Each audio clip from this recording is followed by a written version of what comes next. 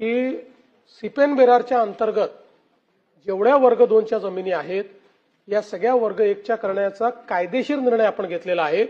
त्यामुळे अशा प्रकारे त्यांची का फसवणूक झाली हे देखील आपल्याला तपासावं लागेल, त्याच्याही सूचना मी दिलेल्या आहेत।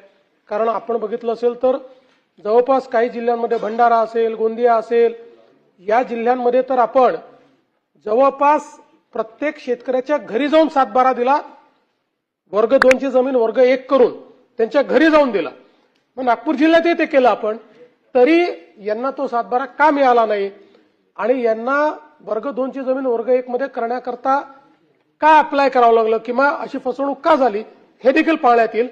पण भविष्यात हे याकरता घडणार नाही की ऑलरेडी आता वर्ग 2ची जमीन वर्ग 1 मध्ये करण्याकरता कुठलीही ऍप्लिकेशन करावी लागत नाही। सिपेन बेरारच्या म्हणजे जिथे जुनं सिपेन बेरारचा कायदा होता त्या सगळ्या क्षेत्रात सरकारनेच ही जमीन वर्ग 1ची करायची आणि त्यांना द्यायची।